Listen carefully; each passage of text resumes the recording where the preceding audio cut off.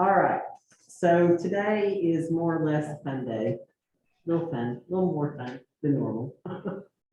So I want you guys today to be able to take time to go into a couple different websites, because it's good if you know some extra tools out there that are free that you can use for other stuff, right?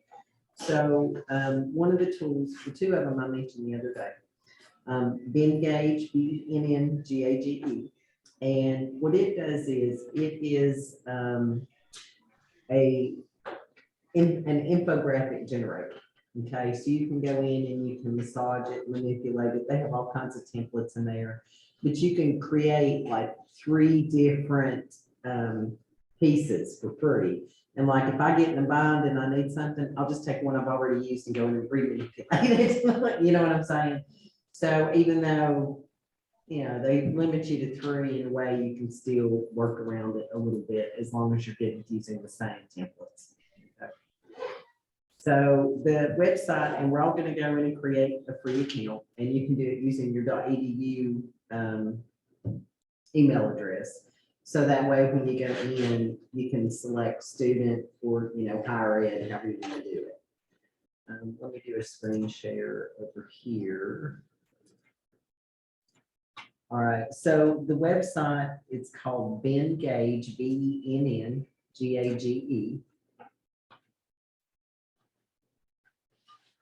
So if everybody will pop over there and go ahead and just create a freebie account.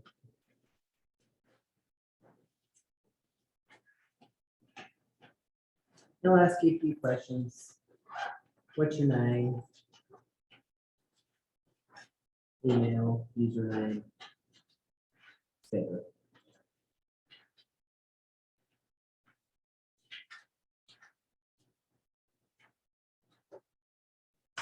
And once you get in, it will eventually bring you to a screen where it asks you, right, it will ask you, and you can see it on the screen here, what would you like to create? Select up to 3 options. You can select whatever you want, just make sure one of them is infographic.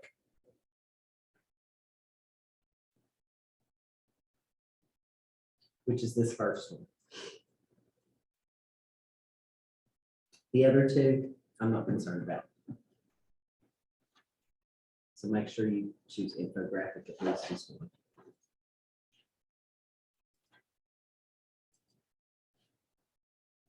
I'll also mention here, if you look at diagram, for those of you that are in web design, that's a wonderful little tool right there to do a website layout. Like if you're going to do the navigation, the overall top tier navigation for illustration, I would encourage you to select that one if you are in that class, because it'll be helpful in your projects later. I actually had the opportunity to lay out a really cool site using that for the navigation, and when I went to present it, people were like, oh, wow, that's so cool, because it gave you all these options and colors and different things, and you can show how it's all mapped out together. And it was nice and clean and really professional. So if you are going to do any type of laying out, even like wireframes, it's good for wireframes too. But that's on the diagram. So select infographic and then what should I select? Diagram and another one? Yeah, you can select up to 3. Up to 3 is fine.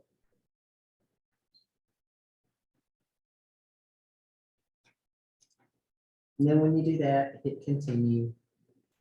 It'll say pick 3 or more you like. It'll give you some more options. And it's really just looking at like styles. And this is actually the one at the top that I used for a web diagram. I actually used this very one. And it made it so easy for people to understand who were not technology savvy, for me to be able to say, okay, here's the home page. Here's going to be your first level of navigation, second level, third level, fourth, and fifth. You know what I'm saying? And then this was your next level down. So it was just really convenient. And like I said, it looked really nice and clean. It was received super well, because it's not really super drab or boring, because it's got some punchy colors in it, which I really like a whole lot.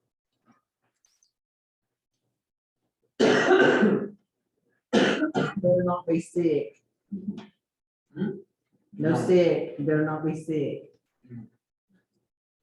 Timeline's always a good one because a lot of people will use that in a magazine. You know what I'm saying when I say a timeline? Like through the years, or maybe they'll do it, something that's in chronological order.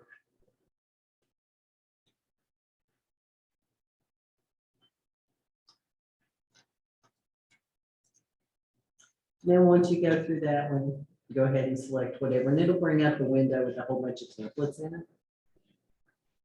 So the reason why we're getting into this is this particular tool will allow you to pull out an infographic that doesn't cost anything, and you can actually use it within another publication. Okay. So if you were doing some sort of business report, or you were trying to lay something out in a magazine that was, you were having a hard time actually doing from scratch a timeline or doing an infographic from scratch, this really helps eliminate some of the pain in the butt. Okay.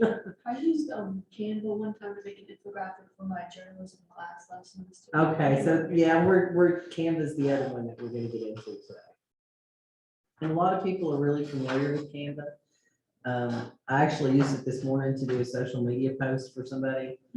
And I was like, I didn't even know now they've got like Facebook posts that are all animated. So the text scrolls in, like you can write a quote in there, and the text will scroll in line by line by line. You put any graphic you want behind it. It's pretty neat. I usually make, like, Yeah. laptop wallpapers and stuff all the time. Yeah, it's a great tool. All right, so once you guys get over here, it'll tell you recommended templates. So let's just, pick a template that resembles an infographic. And you guys know what I'm saying when I say infographic, right? Okay. Is it creative or premium? Yep, so you're gonna, well, either one. Some of them are free and some of them aren't, but if it allows you to create it and that's the one you want, go ahead and create it. Click create. And then what you'll need to do is go in and populate it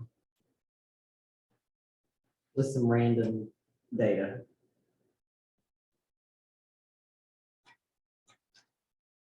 All the ones that I really, really like are not free. I like that they have a resume in here. That's kind of cool.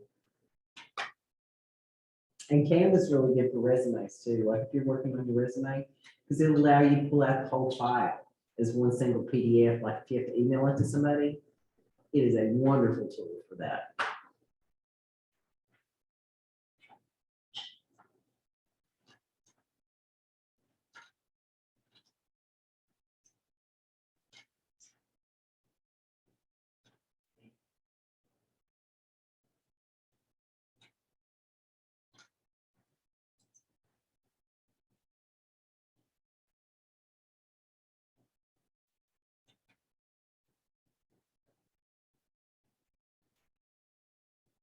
Now, it has a little tutorial on here. Hey, it has a little tutorial on here that if you're interested in it and it's not intuitive to you, the way it works, most of it's double click, insert, and change text.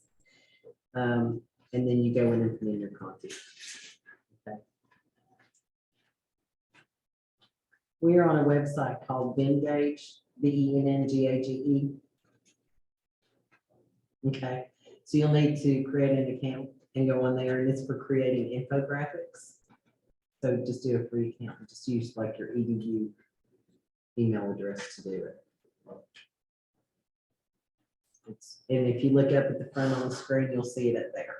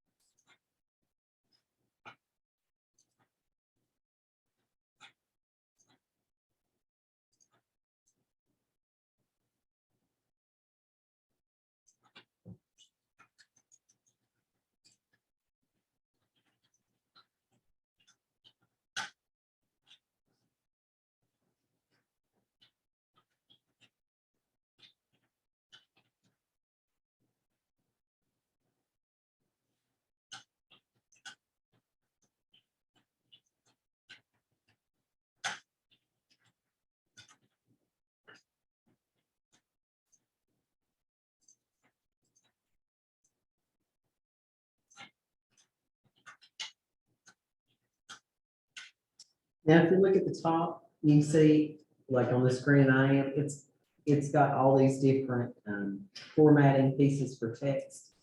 So you can actually go in and format your text the same way, almost as you would in Photoshop or even in like Microsoft Word. It's really simplistic, but you just have to have it highlighted, the same as most word processing programs. So you can change the alignment, you can change the font, you can change the color, if you want it bold, if you want it underlined, how high you want to make the line. There's a whole bunch of different options that you have up there.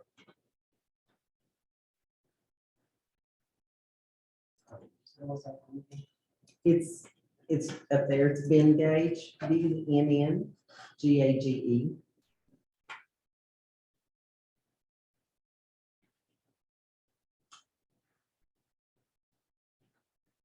It's right here, BENNGAGE.com.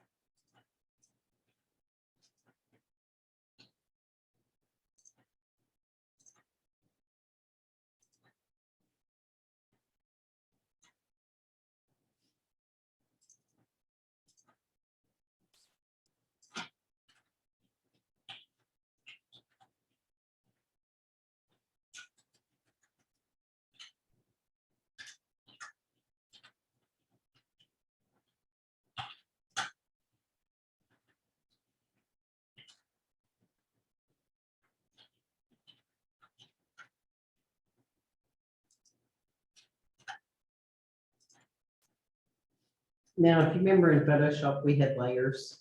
This is set up with layers too, and you can actually bring those layers to the front or push them to the back. You can arrange the order of them. Mhm. So it's, like I said, it's pretty intuitive. That's really most handy whenever you just have really overlapping layers and can't access one for like a top layer.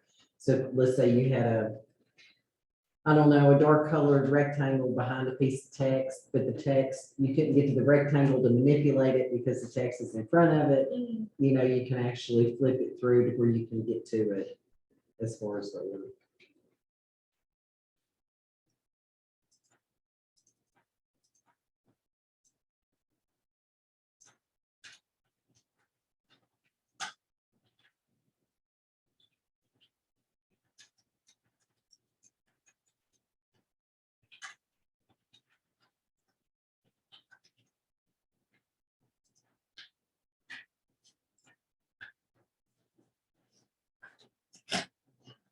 Okay.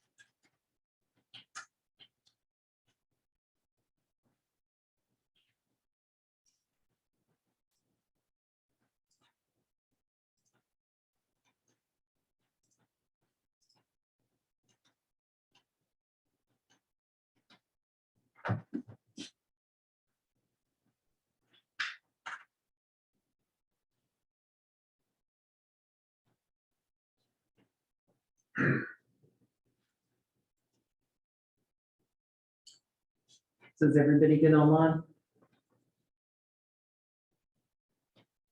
Yes. Okay.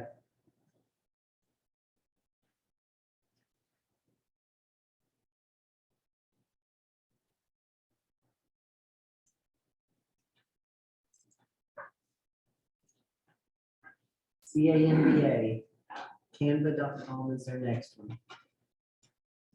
And if you don't have an account, then you need to create a free account, Canva, CANVA. And Canva offers a whole lot of different things outside of infographics. It's not really geared so much for infographics, but it is geared for simplified graphics that you can use. I mean, everything from social media to print to web. It's even got, resumes on there. It's got reports on there. It's got posters on there, and they all have templates, free templates on there. So let's go ahead and create an account in Canva. Okay.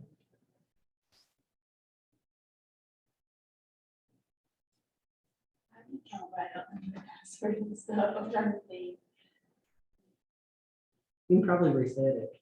Yeah. I might have to do that.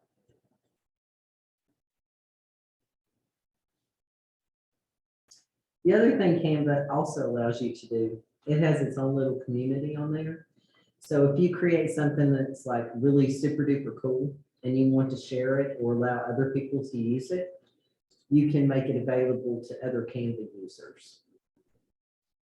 Or if there's something you're looking for in particular, somebody else might have already created it on there. You might look through what's already on there.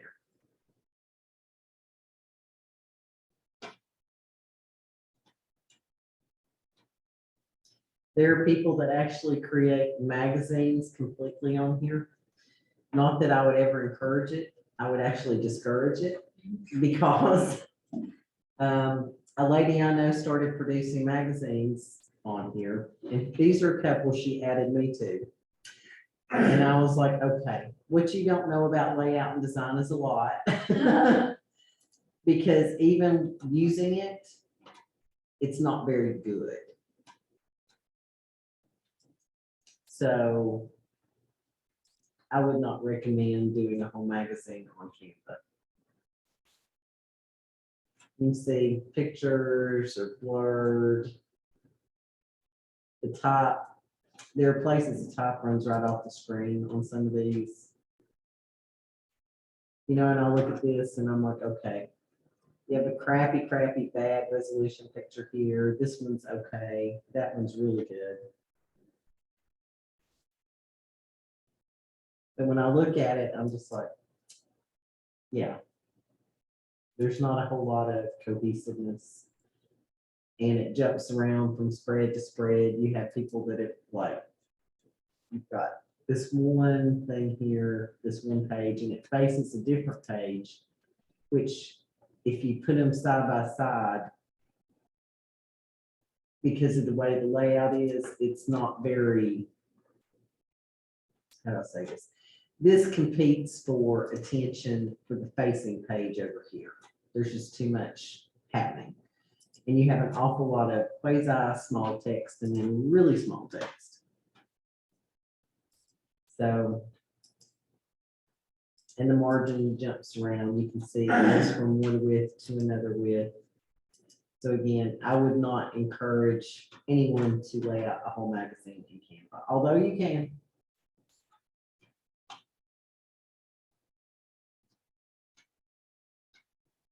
So once you created an account, we want to go in and find something that you might be able to use in print.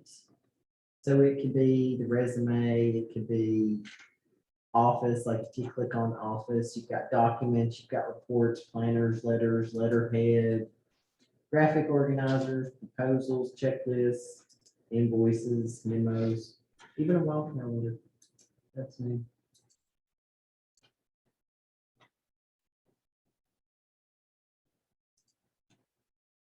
And once you click on a group, it'll bring up a whole bunch of templates that are on the left-hand side. And you can just kind of flip through there till you find something that sparks your interest. One thing I would really like to caution people about using on here, there are a lot of photographs on here, and I'm gonna try to find an example that are watermarked. And you don't see the watermark right away until you look at it like large scale. And then it's like, oh my goodness. I just pulled this out and it had a big fat watermark on it. It said Canvas slapped across the front of it. So you've got to be really cognizant of the images in there. There are a lot of images available. So let me see if I can find an example. Let's see.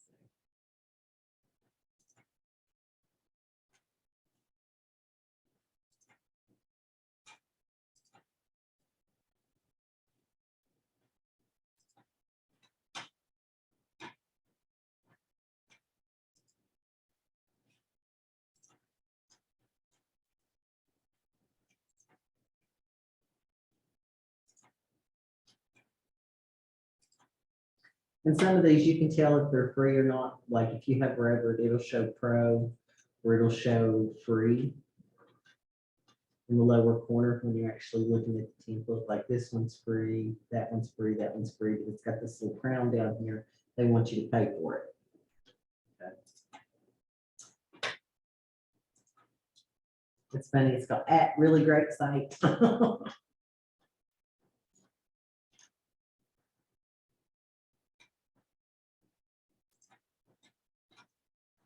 But anyway, you have to be real careful with the images. I'm not, of course, when I want to find one, I can't find one where it's watermarked.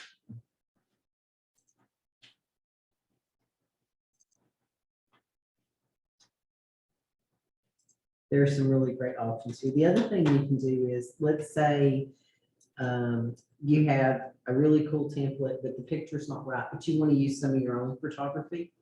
You can actually go in and upload using the uploads function right here and upload your own photography into it and use it that way, which is kind of cool.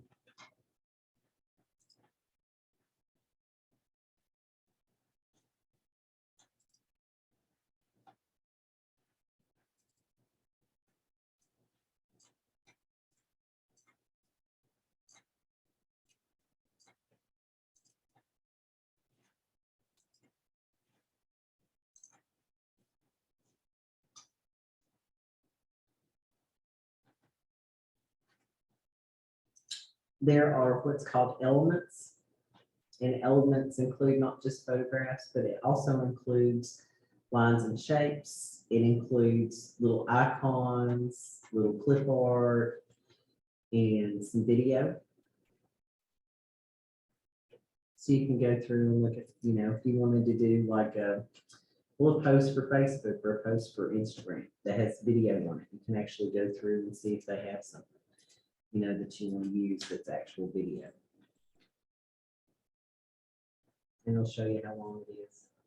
It's really great for social media posts. And it puts it out generally as an MPEG-4, which is a small size file.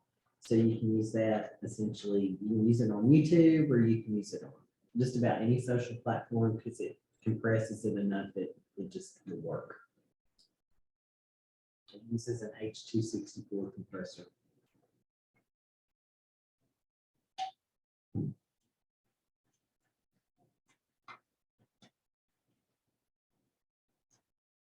And you also have music.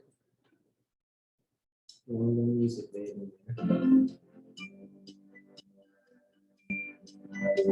Be generic. You can use this to do infographics. I have no problem with you doing that because you can export them out as a PDF. I just would not advise using a straight template. Like if you pick a template to start with, I would try to customize it. So you don't have somebody else that's gonna have a very similar or identical look in another piece. Like I think the worst thing about using things like this is, as a designer, if you spend, some amount of time doing it, and then all of a sudden people see the same exact design in other places, it just cuts down your credibility as a good designer. But you can start with the template and modify the dickens out of it, and it's fine. There are also these little frames you can go and put in, and then drop a picture into it. So if I put a frame over here, I could go in and put a picture into this little cutout frame. You can do multiple pages. So if you wanted something to be pulled out that's like 5 different slides, you can do that.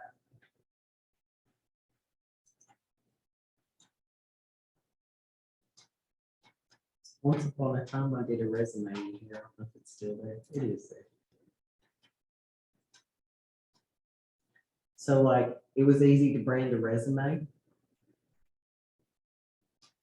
Like I went and completely changed out all of the images, and I tweaked the font and pulled everything in the way I wanted it, but I started off with their original. And it's nice because you do have these little icons that you can pull in, which make it easy to understand. And the branding's continual. When you pull it out as a PDF, it's super clean.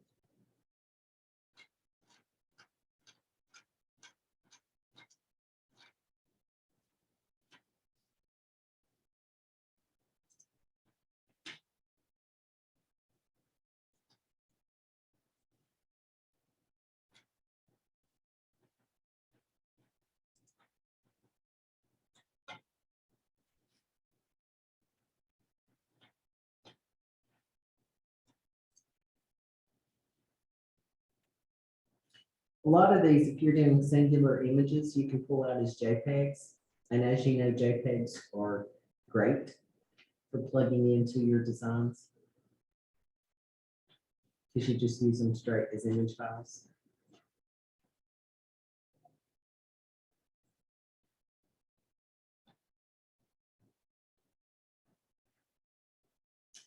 So any questions about either of those, Engage or Canva? No? I've used Canva so much. I think it's so much fun. Yeah. Like this wallpaper on my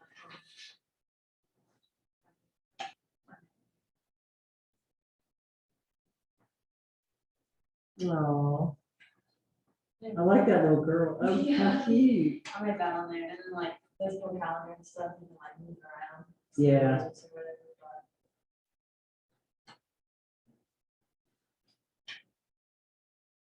All right, no questions on those? All right, I'm not gonna keep you guys anymore today. I just really want you to understand there's more stuff out there that you all can use. Okay. So questions online, do y'all have any questions? I don't. Okay. All right. Well, like I said, today's a short day. I just want to make sure that you realize there are other tools out there that you can use to funnel into InDesign for your posts. Okay.